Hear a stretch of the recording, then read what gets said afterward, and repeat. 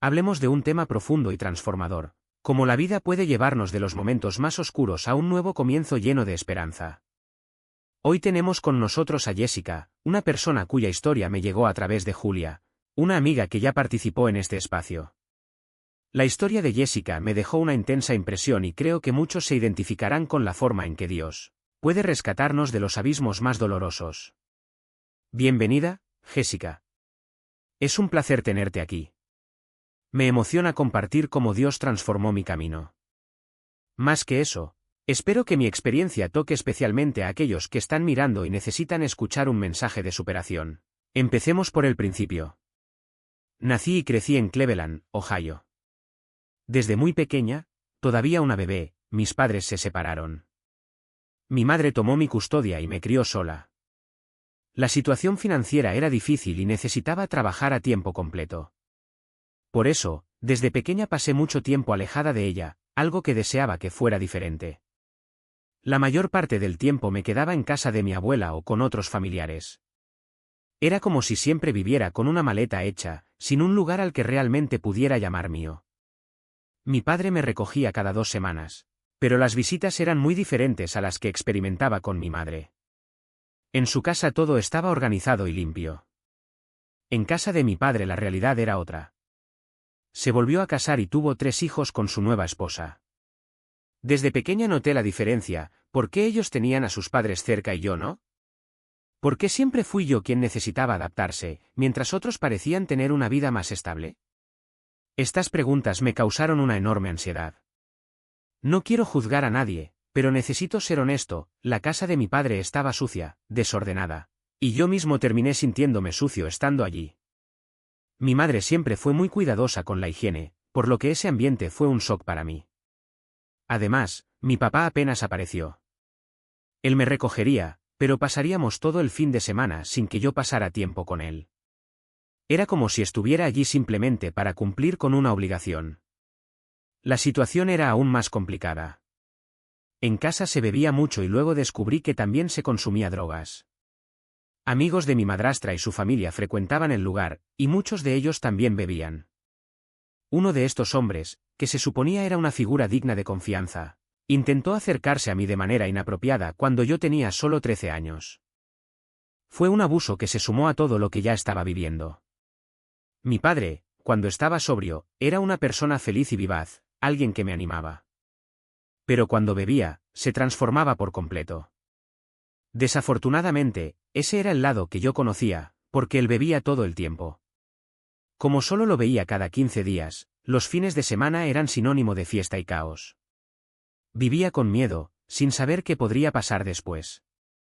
El abuso físico y verbal fue constante y nunca tuve el valor de decirle nada a mi madre. Ella preguntó qué estaba pasando, pero me lo guardé todo para mí. A los 14 años comencé a lastimarme a propósito.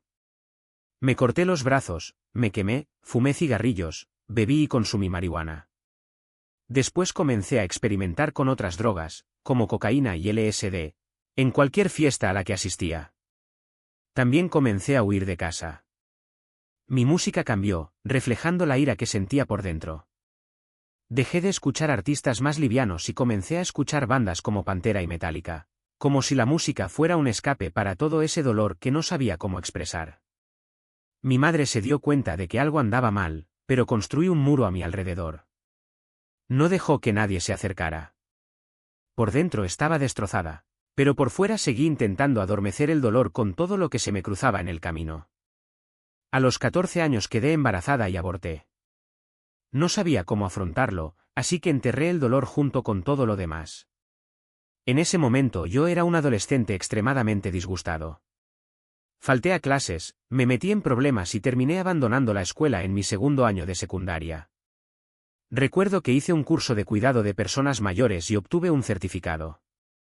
Empecé a trabajar en un centro de atención a largo plazo para personas mayores.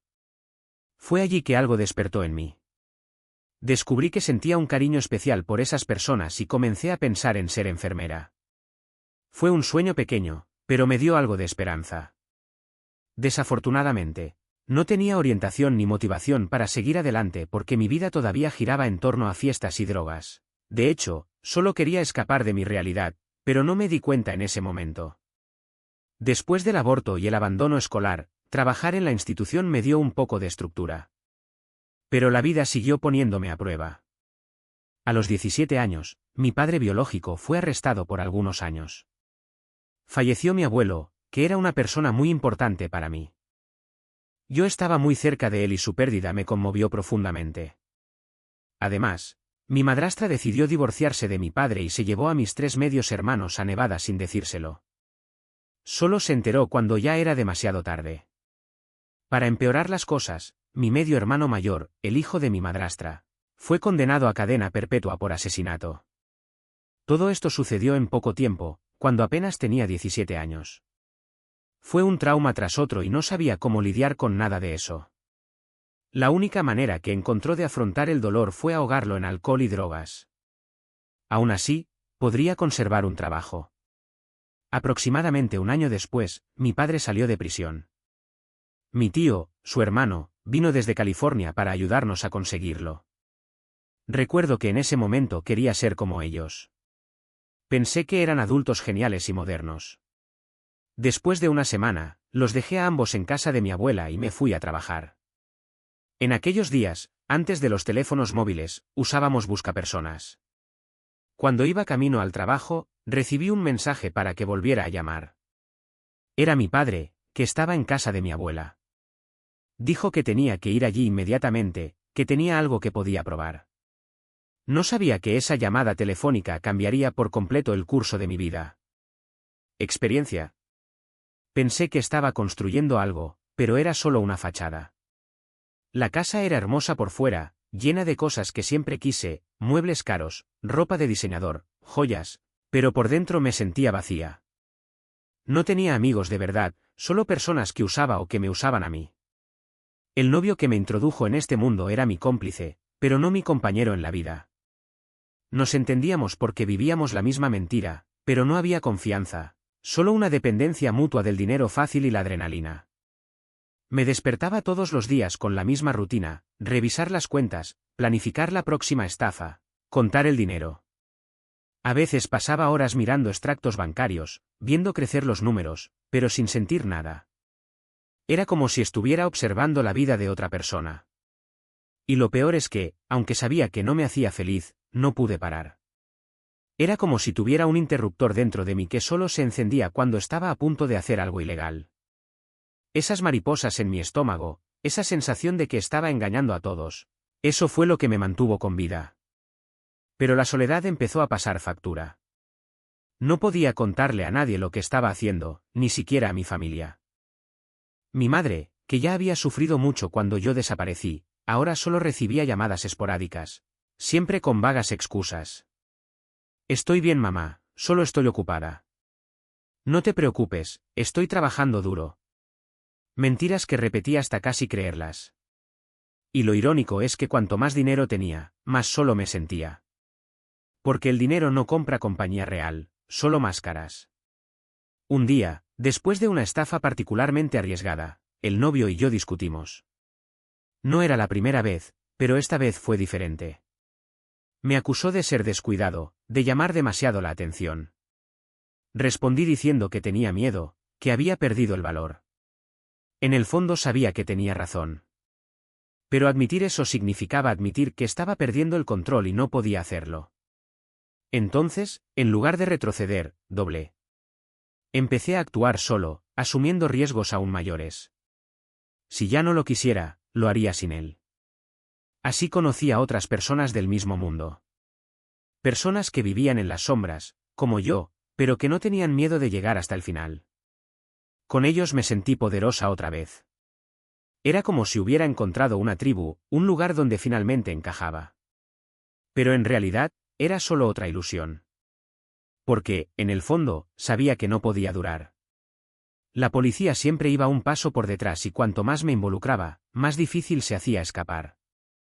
Hasta que un día todo se vino abajo. No sucedió de una vez, fue poco a poco. Primero, comenzó a acercarse una investigación. Luego arrestaron a una de las personas con las que trabajaba. Y entonces, una mañana, me desperté y me di cuenta de que no podía soportarlo más. No era miedo a la cárcel ni vergüenza por lo que había hecho. Era algo más profundo, ya no reconocía la persona en la que me había convertido. Ese vacío que intentaba llenar con dinero, con adrenalina, con mentiras, había crecido tanto que ya no cabía dentro de mí. Y por primera vez en años, sentí algo que no era emoción ni poder, me sentí cansado. Estaba tan cansada que sentía que ya no podía levantarme de la cama. Fue en ese momento que me di cuenta de que necesitaba ayuda. Pero ¿cómo puedes pedir ayuda cuando ya ni siquiera sabes quién eres? ¿Cómo volver cuando ya no hay vuelta atrás? No tenía respuestas, solo una certeza: si seguía así terminaría muerta o en prisión. Y por primera vez en mucho tiempo, ya no quería eso. La escalera de metal. El sonido de mis pasos resonó en el silencio, como si el edificio mismo estuviera conteniendo la respiración. Cada paso se sentía más pesado que el anterior y todavía no entendía por qué estaba allí. En el tercer piso, la puerta se abría a un pasillo estrecho, con celdas alineadas a cada lado. Las luces fluorescentes zumbaban débilmente, como un insecto atrapado en el cristal. No había ningún movimiento, ni voces, solo el olor a desinfectante mezclado con algo más antiguo, más profundo, algo que ya conocía, el olor del miedo. El agente señaló una celda vacía. Entré. Obedecí, como siempre hacía cuando no tenía otra opción.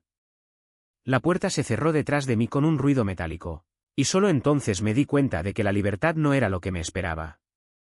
Era otra prisión, solo que esta vez los barrotes eran visibles. Me senté en el fino colchón y me temblaban las manos.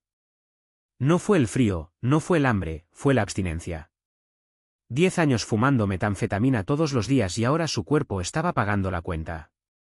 Me palpitaban las piernas, me dolían los dientes, me picaba la piel como si hubiera hormigas arrastrándose debajo.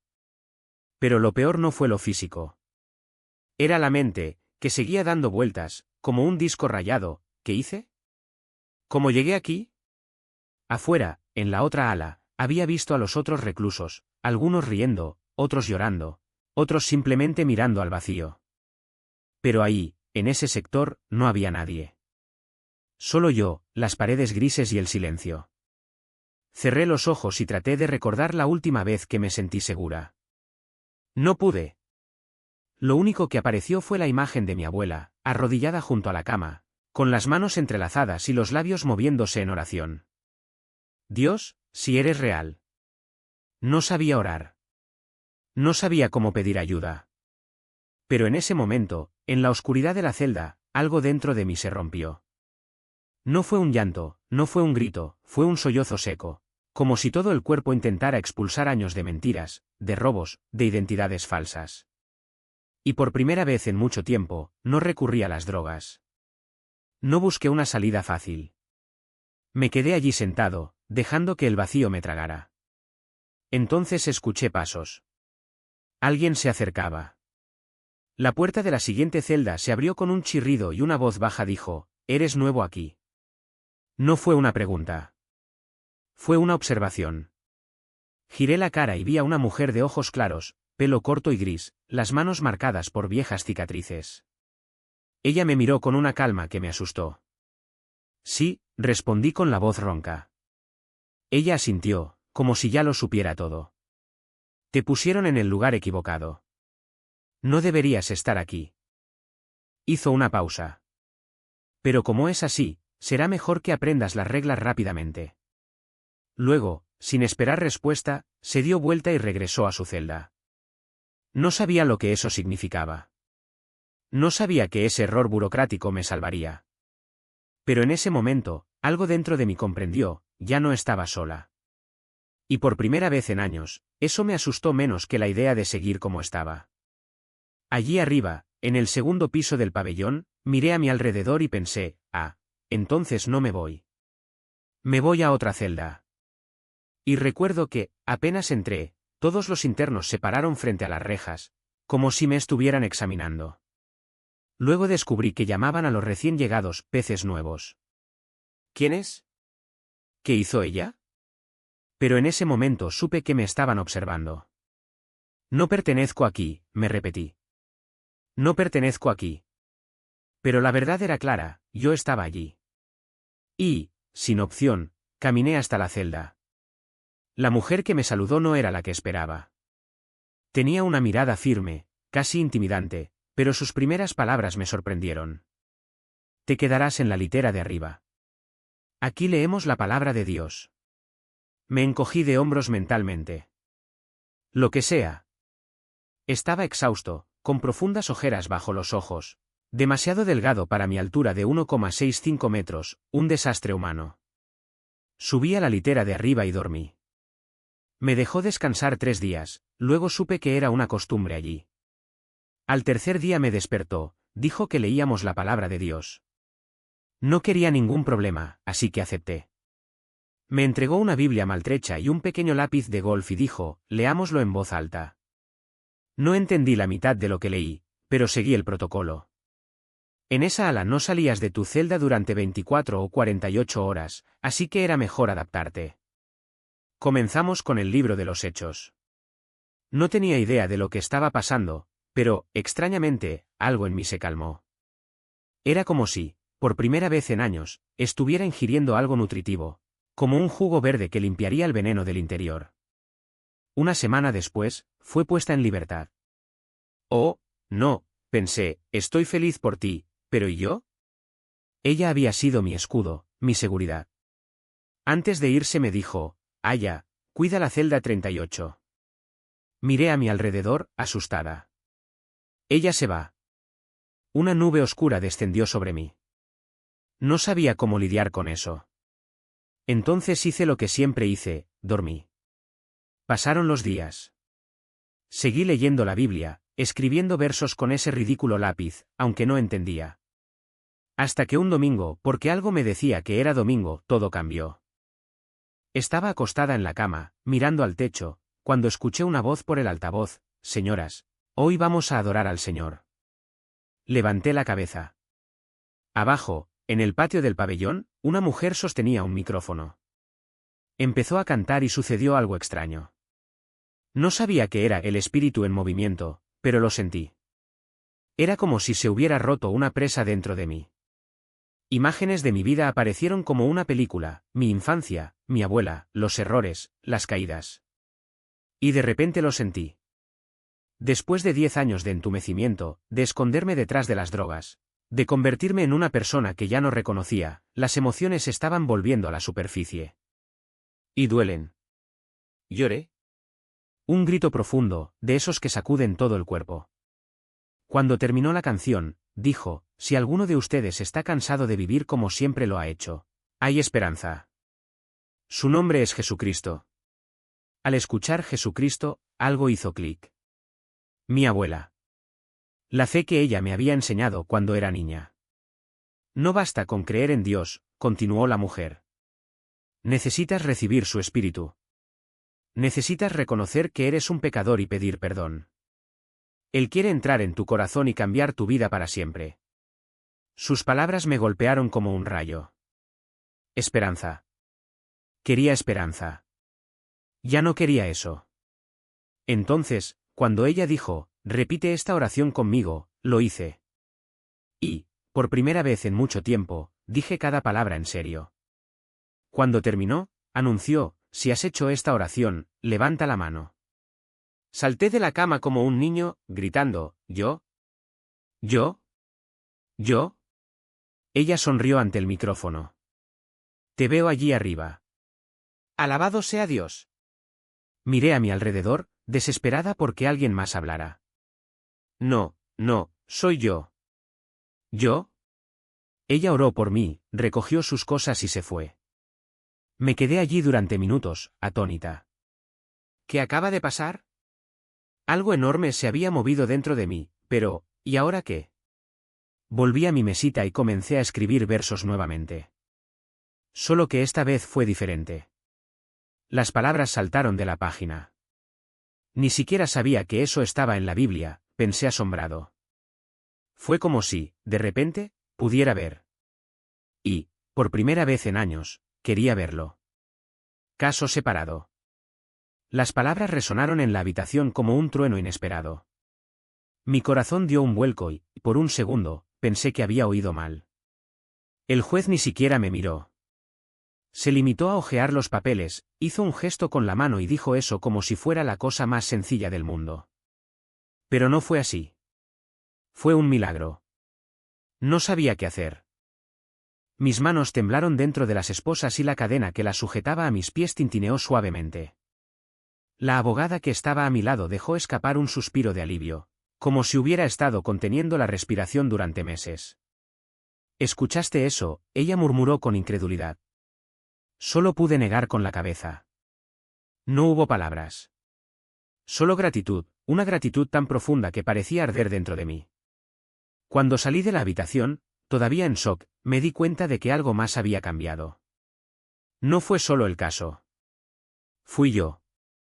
Ese peso que había estado cargando durante años, esa sensación de estar atrapada no solo por los barrotes, sino también por las decisiones, por las personas, por un pasado que no me dejaba respirar, todo eso parecía más ligero. No había desaparecido. Todavía estaba allí. Pero ahora había algo nuevo dentro de mí, algo que no podía ser aplastado. En el autobús de regreso, todavía encadenado, miré por la ventanilla sucia. El cielo estaba gris, como siempre, pero por primera vez en mucho tiempo no me sentí solo. Gracias, susurré, sin saber realmente a quién. Pero sabía que él estaba escuchando. Los días siguientes fueron de espera. 7 meses de aislamiento me habían enseñado a tener paciencia, pero ahora había una urgencia diferente. Leí la Biblia como si cada palabra fuera un mapa, una pista para entender lo que me estaba pasando. Y, poco a poco, me di cuenta, Dios no me estaba sacando simplemente de una situación. Me estaba mostrando quién era yo o quién podría ser. Una noche, después de leer sobre José en Egipto, cerré el libro y me quedé mirando la pared descascarada de la celda. Si él puede perdonar a los hermanos que lo vendieron, yo también puedo, pensé. Y entonces, sin previo aviso, vinieron los recuerdos, el padrastro que me lastimó, el padre biológico que nunca estuvo allí, las personas que me traicionaron.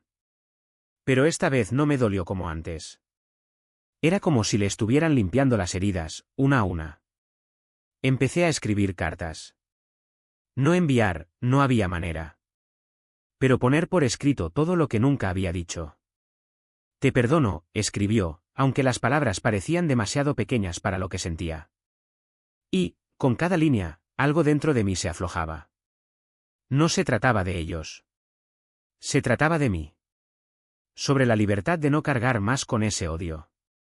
El capellán cristiano regresó la semana siguiente. Esta vez no tomé el rosario. Solo la Biblia. Ella sonrió cuando me vio con el libro abierto. Te ves diferente, dijo. Me reí. ¿Lo soy? Pregunté, como si no lo supiera. Pero él lo sabía. Supe que, por primera vez, no estaba simplemente sobreviviendo. Estaba viviendo. Y luego llegó el día de la sentencia. No con el juez severo que todos temían, sino con la jueza Maya. Mi abogado se mostró optimista. Ella es justa, dijo. Pero no pude evitar las mariposas en mi estómago. 7 años. Fue mucho tiempo. Cuando entré en la sala, el juez ni siquiera levantó la vista. Hojeó los papeles, tomó algunas notas y luego, sin previo aviso, dijo, 2 años. Con crédito por el tiempo ya cumplido. Eres libre de irte. Por un segundo pensé que lo había imaginado. ¿Qué? Solté. El abogado me apretó el brazo. Ella dijo que eres libre, susurró. Y entonces, como si se hubiera roto un dique, comencé a llorar. No fueron lágrimas de alivio. Eran lágrimas de algo más grande, algo que todavía no podía nombrar. Afuera, el sol caía a plomo. Parpadeé, deslumbrada. Había gente, coches, ruido. Mucho. Y, en medio de todo eso, una certeza, ya no era el mismo. Las cadenas se habían caído. No solo los de metal. Los demás. Los que nadie vio. Y por primera vez supe a dónde iba. La llamada quedó en silencio por un momento. Podía escuchar mi propia respiración, pesada, como si cada palabra que dije fuera un peso que me quitaban del pecho. Entonces respiré hondo y comencé a contar. Hablé de los años desperdiciados, de las decisiones equivocadas, de las cadenas que me había puesto en las muñecas. No escondí nada. Ni los errores, ni el arrepentimiento, ni la vergüenza que ardía como ácido en la garganta. Al otro lado de la línea, su voz no cambió. No hubo ningún juicio, ninguna sorpresa, ni ese trasfondo de decepción que tanto temía. En cambio, simplemente dijo, bueno, eso explica muchas cosas. Y luego, como si fuera la cosa más natural del mundo, preguntó, ¿estás dispuesto a trabajar duro? No esperaba eso. No esperaba que alguien, después de saberlo todo, me diera una oportunidad. Pero ahí estaba ella, ofreciéndome no solo un trabajo, sino también una puerta. Una puerta que no sabía si merecía, pero que, por primera vez en mucho tiempo, deseaba desesperadamente cruzar. Acepté de inmediato. Y cuando colgué el teléfono, sentí algo extraño, algo que no había sentido desde antes de las rejas. Fue ligereza. No la ligereza de quienes ignoran el peso del pasado, sino de quienes finalmente comprenden que el pasado no necesita definir el futuro. Los días siguientes fueron una carrera contra el tiempo. Necesitaba documentos, ropa decente y un lugar más estable donde quedarme. La anciana que me acogió fue amable, pero sabía que no podía depender de ella para siempre. Entonces, mientras esperaba mis trámites laborales, comencé a buscar una habitación para alquilar. Encontré un anuncio en un periódico local, una mujer alquilaba una habitación en la parte trasera de su casa. Era pequeña, casi un cubículo, pero tenía una cama, una mesa y una ventana por la que entraba un poco de luz. El día de la mudanza llegué con una mochila a la espalda y una bolsa de plástico con las pocas cosas que tenía. La casera, una mujer de cabello gris y ojos cansados, me miró de arriba abajo antes de decir, parece que necesitas comida más que un techo sobre tu cabeza. Y luego, sin esperar respuesta, me llevó a la cocina y me sirvió un plato de sopa. Fue allí, sentado en esa mesa, donde me di cuenta de lo sencilla que puede ser la vida. No necesitaba mucho. No necesitaba lujos, ni máscaras, ni huir. Solo necesitaba un lugar para empezar de nuevo. El trabajo comenzó una semana después.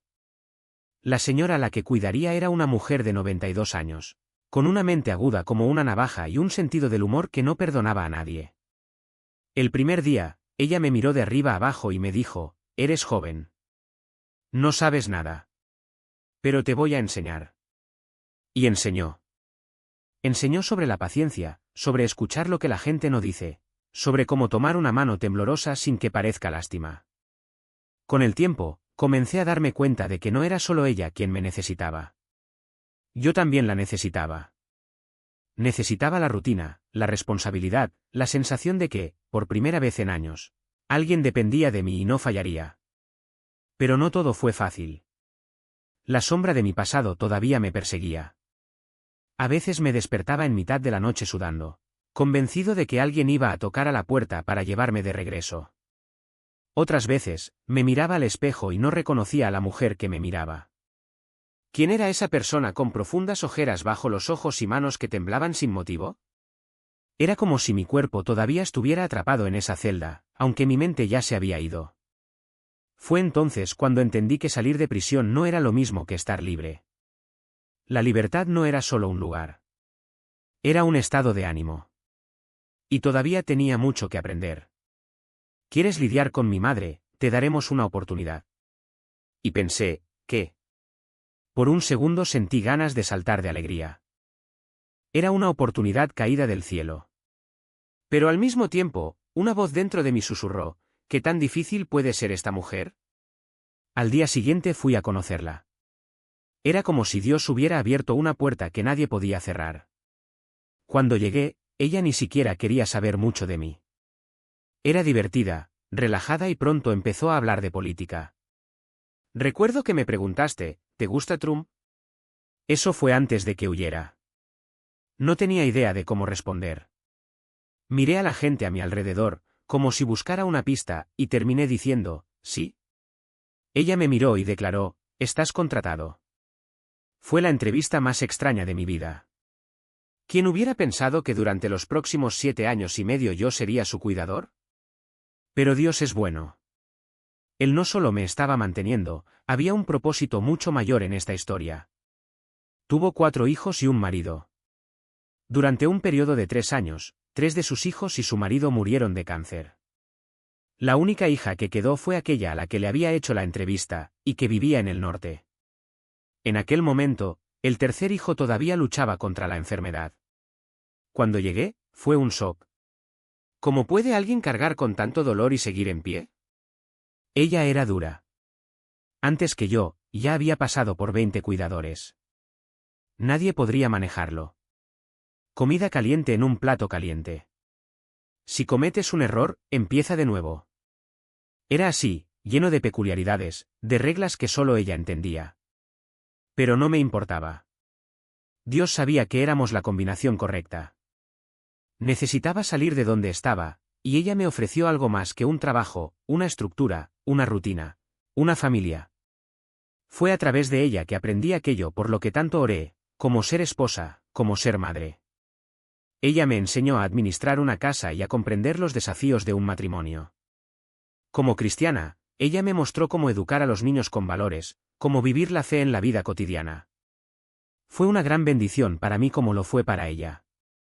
Recuerdo cuando su tercer hijo estuvo al borde de la muerte. Me acerqué aún más, siguiéndola cada paso.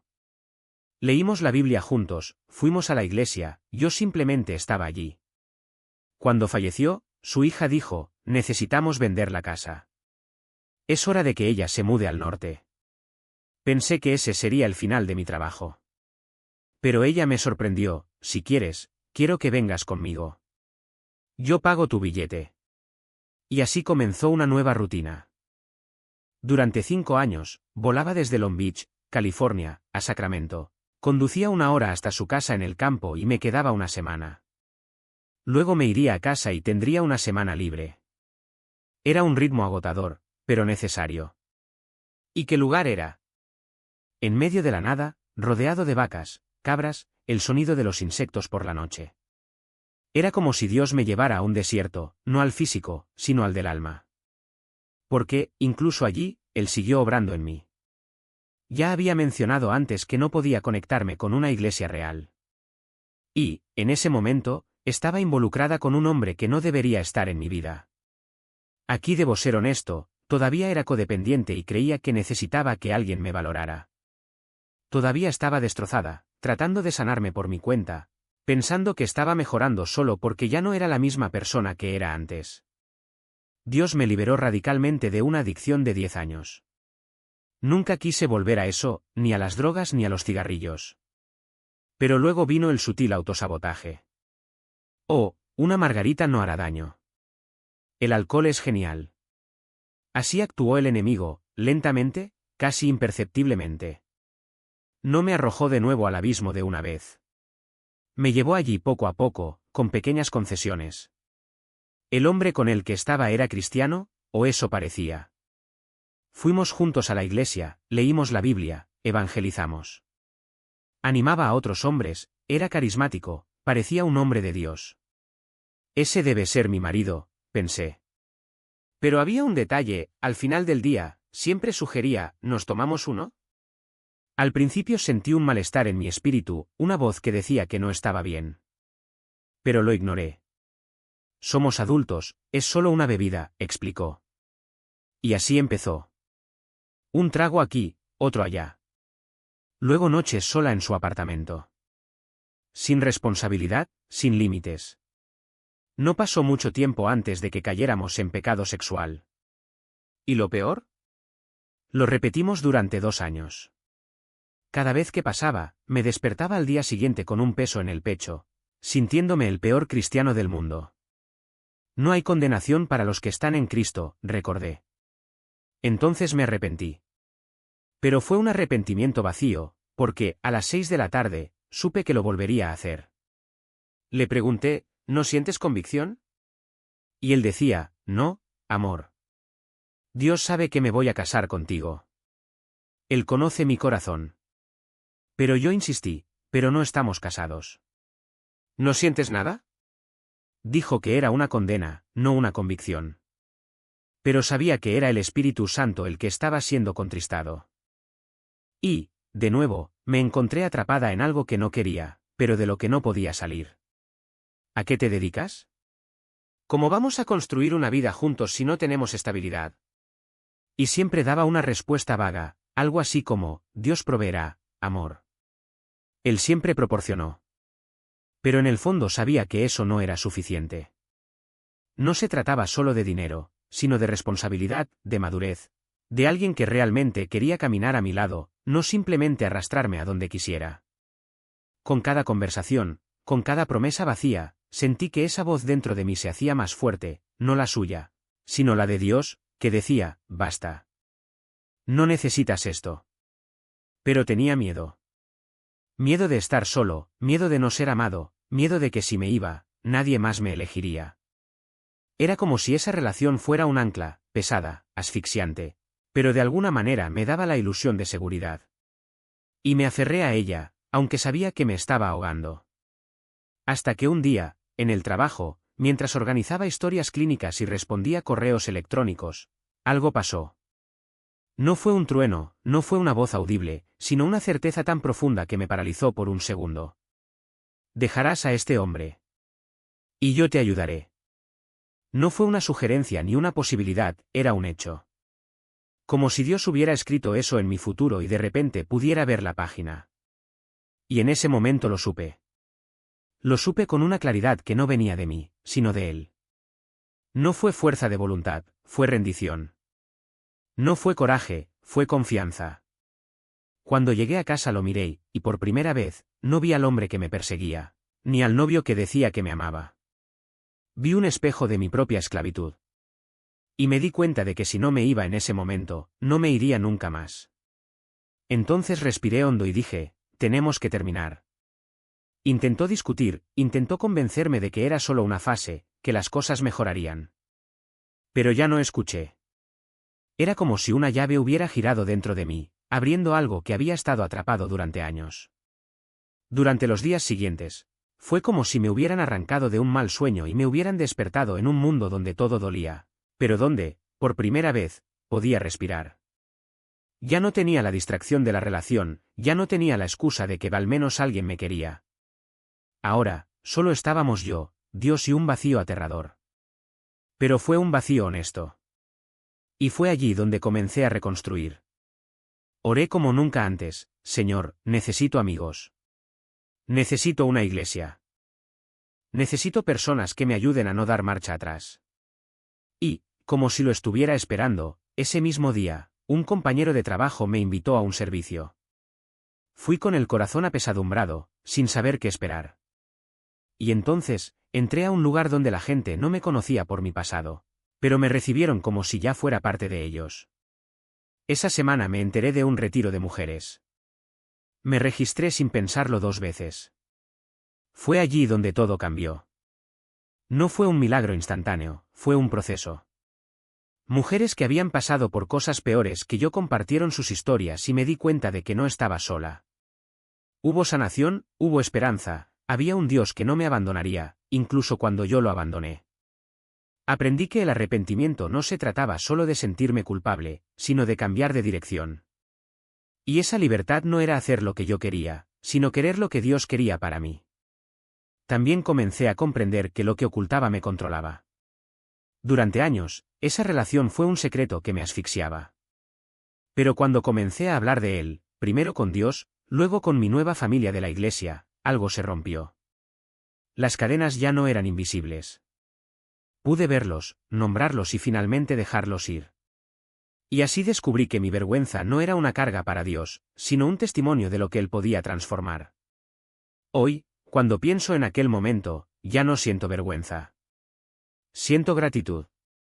Porque fue en ese lugar de quebrantamiento donde Dios realmente me encontró. Y fue allí donde empezó a mostrarme para qué fui hecho, no para ser rescatado por un hombre, sino para ser usado por Él.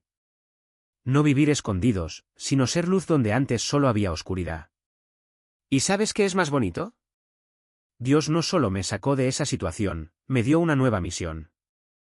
Ahora vuelvo a la misma prisión donde fui salvo, pero no como prisionero. Voy como testigo. A esas mujeres les digo que sí, Dios ve. Eso sí, Él perdona. Eso sí, puede reescribir historias. Y no es porque yo sea especial, sino porque Él lo es. Porque Él elige usar a los quebrantados, a los perdidos, a los que pensaban que ya no eran buenos. A veces todavía siento el peso de ese tiempo. Pero ahora sé que no tengo que cargarlo solo. Tengo una comunidad que me recuerda quién soy en Cristo. Tengo un amigo, mi mejor amigo, en realidad, que usa mi historia para animar a los demás. Trabaja en urgencias y cuando llega un paciente con dependencia química, le dice, ¿quieres ver el poder de Dios? Mira a mi amiga. Y muestra una foto mía. Al principio me sentí avergonzado. Pensé, ¿cómo se atreve? Pero luego entendí, Dios no me salvó para que yo pudiera ocultar lo que hizo. Él me salvó para que pudiera saberlo. Y eso es lo que hago. Hago discípulos de mujeres, una por una, porque sé lo que es estar perdida y no tener a nadie que te diga, ¿y ahora qué?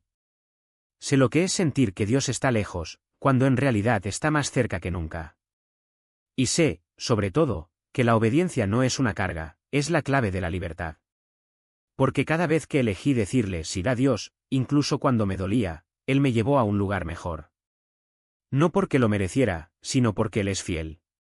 ¿Y la lección más importante que aprendí? Que no nos define lo que hemos hecho, sino lo que Dios está haciendo en nosotros. Que nuestros errores no son el final de la historia, son solo el comienzo de algo nuevo.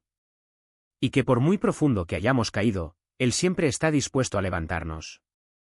Solo di sí. Una profunda obra de restauración dentro de mí. No se trata solo de lo que Él me está dando, sino de quién Él me está haciendo. Y eso es lo más hermoso, darme cuenta de que, mientras espero, Él me está preparando. No por un marido, no por una familia, sino por una versión de mí misma que ni siquiera sabía que existía. Hay momentos en los que la espera parece demasiado larga. Cuando miro hacia atrás y recuerdo todo lo que he pasado, las prisiones, las recaídas, las relaciones tóxicas, a veces me pregunto, ¿merezco esto? Pero luego Dios me recuerda, no se trata de merecer. Se trata de ser transformado. Se trata de dejarle escribir una nueva historia en páginas que pensé que estaban rotas para siempre. ¿Y sabes qué más? Esta restauración no es solo para mí. Cuando hoy entro en una celda de prisión, no me llevo solo un testimonio. Me quito la certeza de que Dios no se da por vencido con nadie. No importa lo que haya hecho esa persona, no importa cuán profundo haya caído. Si Él me alcanzó en medio de mi caos, puede alcanzar a cualquiera. Y es por eso que la música, la palabra, el amor, todo ello es una herramienta. Porque a veces las palabras no son suficientes. ¿Pero una canción? Una canción atraviesa las paredes del corazón. Estoy aprendiendo que la obediencia no es una carga. Es una invitación. Cuando Dios dice ven, no me está pidiendo que primero entienda todo. Él está diciendo, confía. Ya estoy allí. Y en esa confianza, descubrí que el gozo no viene después de la bendición, sino que llega en medio de la espera. Porque mientras espero, Él me está moldeando. Mientras oro, Él me está respondiendo. Cuando digo sí, Él me sorprende. Y esa es la belleza de caminar con Dios, no necesitamos tener todas las respuestas. Solo necesitamos estar dispuestos a dar el siguiente paso. Incluso cuando no vemos el camino. Incluso cuando el miedo susurra que no funcionará. Porque al final, no se trata de nosotros. Se trata de Él y de lo que Él puede hacer cuando simplemente decimos, aquí estoy. Un trabajo de sanación emocional en mí. Porque debido al trauma infantil, sí, Dios es bueno, Dios es nuestro libertador, nuestro médico, pero hay algo dentro de nosotros que, cuando escuchamos ciertas cosas, como cuando mi padre dijo, no hables, parecerás estúpido, comienza a echar raíces. Cuando somos niños, nuestros padres son las voces más influyentes en nuestras vidas, y lo que dicen, incluso sin querer, puede convertirse en realidad para nosotros. Y aunque 100 personas digan después lo contrario, esa única frase dicha en el momento adecuado queda registrada. Así actúa el enemigo, estudia nuestras heridas, actúa en medio del dolor, del pesar, del dolor. Donde hay sufrimiento, planta una mentira. Y si logramos creerlo, nuestro caminar con Dios es limitado. Durante mucho tiempo luché contra la codependencia. ¿Por qué necesitaba tanto la aprobación de los demás? ¿Por qué busqué validación en las relaciones, si Dios ya era mi seguridad? La respuesta estaba en mi infancia, nunca había recibido eso. Entonces, inconscientemente, intenté llenar ese vacío en otras personas. Pero había un bloqueo dentro de mí, una mentira que ni siquiera sabía que llevaba. Incluso me acompañaron la lectura de la palabra, la oración, el servicio, la ansiedad y el miedo. Cuando Dios me llamó a hablar en público, por ejemplo, temblé, van a pensar que soy estúpido, que no sé lo que digo. Pero Él siempre fue fiel. No se trataba de mi capacidad, sino de su verdad. Y para que yo pudiera vivir en ello, Él necesitaba hacer una obra profunda en mí. Hoy estoy en un proceso de sanación emocional con un amigo pastor y un grupo de apoyo. Durante los últimos 6 meses, mi vida ha cambiado de maneras que nunca imaginé. Antes pensaba que estaba lista para casarme y doy gracias a Dios que eso no sucedió entonces. Porque el matrimonio no es solo una fiesta y una luna de miel, es la vida real. Y cuanto más sanos y completos lleguemos a ello, más ligero será el viaje. No es que necesitemos ser perfectos, pero cuando hacemos el arduo trabajo de curar nuestras heridas, dejamos de cargar con inseguridades, miedos y sentimientos de indignidad. Dios me ha transformado. Ya no soy la misma persona ansiosa que buscaba validación fuera de Él. Ahora, cuando sirvo, cuando hablo, cuando oro, siento el gozo del Señor, algo que antes estaba sofocado por heridas no resueltas. Dios incluso usa nuestros factores desencadenantes como regalos. Lo que nos molesta, lo que nos hace reaccionar de forma exagerada, es una señal de Él. Aún tengo algo que afrontar. No se pone vendas, va a la raíz. Él no solo quiere aliviar el dolor, sino restaurar, traer de vuelta la esencia original que Él planeó para nosotros. Y en esta restauración todo se renueva. Estoy viviendo esto ahora y estoy agradecido por cada paso del proceso. Incluso mi futuro marido te lo agradecerá, puede escribirlo. Pero la mayor bendición no es solo la curación en sí, sino lo que produce, una vida en constante comunión con el Padre. Esto es lo que más atrae a la gente, no la perfección, sino la presencia de Dios que desborda dentro de nosotros. Y eso es todo lo que necesitamos. Por eso quiero orar por ustedes que están leyendo o escuchando esto ahora mismo.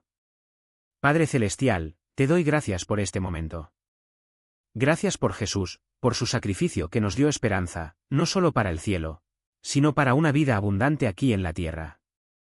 Señor, tú tienes un propósito para cada uno de nosotros, planes de paz, futuro y esperanza. Y hoy, si hay alguien que aún no se ha entregado del todo a ti, que este sea el día. Tu palabra dice que hoy es el día de salvación, y no tenemos garantía del mañana. Si alguien está pensando en buscarte, debes saber que es el Espíritu Santo quien atrae a esa persona. Y hoy, Señor, creo que muchos abrirán su corazón para recibir a Jesús. Que reconozcan su necesidad de un Salvador, que se arrepientan y te inviten a entrar.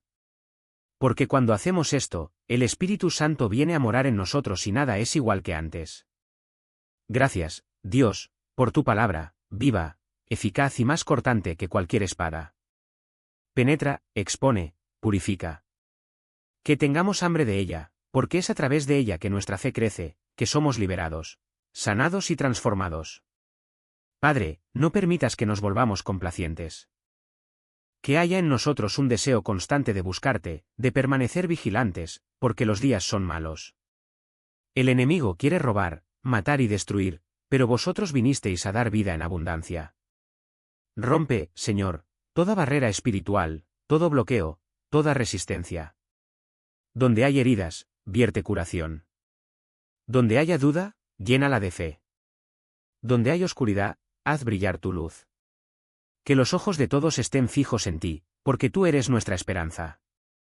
Que tu nombre sea magnificado en nuestras vidas. En el nombre de Jesús, amén. Que nuestra confianza esté establecida en ti y en la obra de la cruz, ya que todo depende de ti, Señor. Nada viene de nosotros mismos. Sí, todo proviene de ti, Padre Celestial, para que no apartemos nuestra mirada de ti. Tu palabra nos asegura que cuando fijamos nuestra mirada en ti, tú nos guardas en perfecta paz. Cristo, nuestro Redentor, si hay alguien aquí que lucha por confiar en Dios, reconocemos que esto es real. Por lo tanto, en el nombre de Jesús, te pedimos que reveles las áreas de nuestras vidas, oh Dios, que nos han hecho dudar. Todos, en algún momento, fallamos en confiar plenamente, Pero tu palabra nos insta a confiar en ti con todo nuestro corazón y no apoyarnos en nuestro propio entendimiento. Que tu Espíritu Santo nos permita depender enteramente de ti y reconocerte en todos nuestros caminos. Porque así, como tú prometiste, enderezarás nuestros caminos. Padre, te damos gracias porque, a través de la sangre de Jesús, cada persona aquí hoy será transformada. Que la vida de nadie siga siendo la misma, sino que todos crezcan en la intimidad con Cristo. En el poderoso nombre de Jesús, amén. Amén. Amén. Gloria a Dios.